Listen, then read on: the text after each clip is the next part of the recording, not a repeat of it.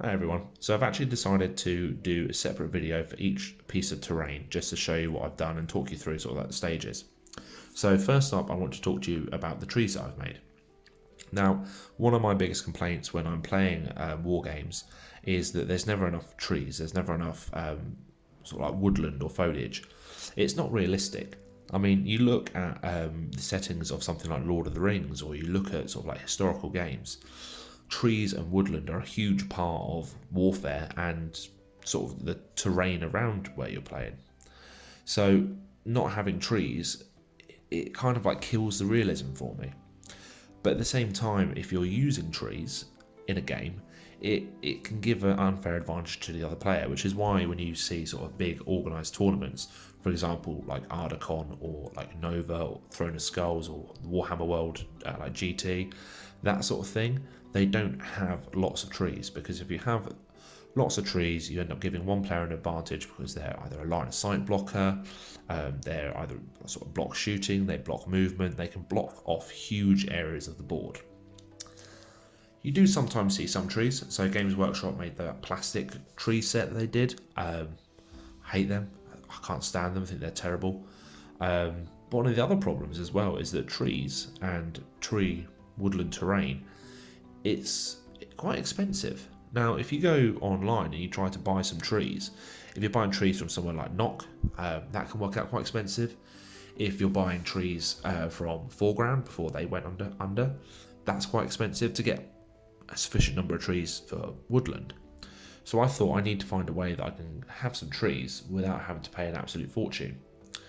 So I actually bought some of these a few years ago for a project, and they looked so terrible I never used them.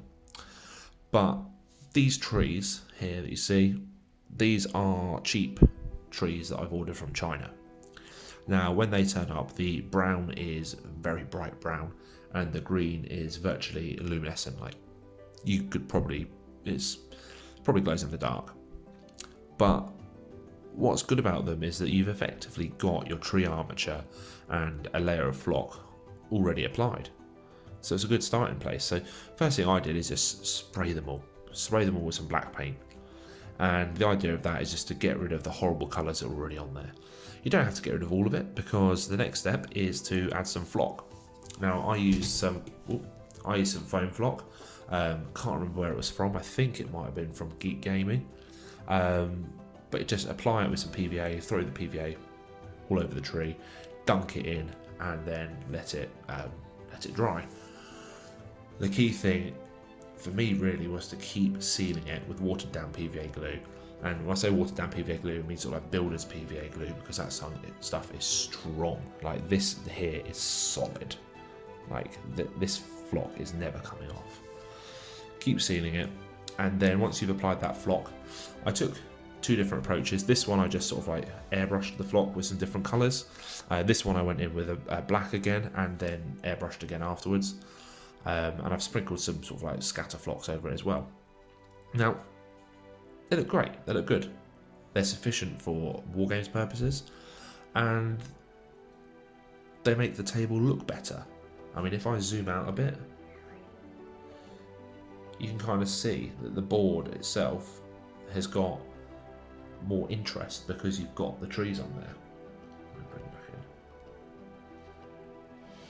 in. There we go, yeah.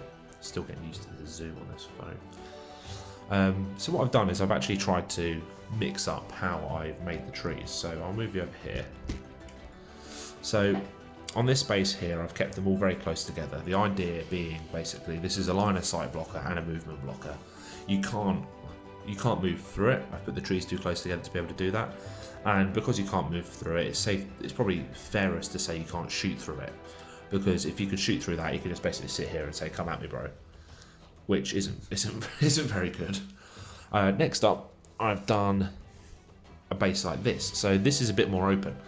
So on this, I would be saying to someone, "Well, okay, yeah, you can move through it if you want. Be careful of the flock. Don't break my flock. And you can shoot through it. It might take it in the way. Yeah, fair enough. But it's not blocking the line of sight and movement." So it's kind of like the second tier. Third tier is some individual trees that I've done. Focus. There we go. So, yeah. Stick down you. There you go. So these individual trees, just based on a 40mm bit of Foamex, had some real fun cutting these out with my hole saw. My God, that was a scary experience. Hole saws don't really like Foamex, I'll tell you that. To make them playable, I've actually weighted them down with some heavy washers, metal washers. So I've got the base plate, I've got the stem of the tree going through, and then I've stacked washers. Basically, so if you knock it when you're playing, it's not going flying over, it's not top heavy, it's going to like self-righting itself kind of thing. Which is good because when I have played with trees on boards, you've got someone reaching over and, oh, well, okay, not a great example, but you don't want them smashing your army by knocking the trees over. But that's really it. I mean, I've got more. I can do more. I think in total I spent maybe like £15-20 on trees, and I've got, one second, I'm going to count. I've got 20 trees on the board here. I've got probably about another 8 or 9 to go. So I have a good 30 trees. One problem, if you're talking realism, is that they're all very similar. They're all very similar in height. Yes, that is a problem. It doesn't look particularly great. I've experimented with some of them with putting them on sort of like higher like root levels to try and make them look taller, and it's kind of worked. They're all right. So yeah, I hope you've enjoyed this. Hope it's been useful. If anyone has a go at making their own trees, let me know, because it was actually quite a lot of fun. It was very therapeutic. So thanks for watching, and I'll catch you in the next video, which will be shortly.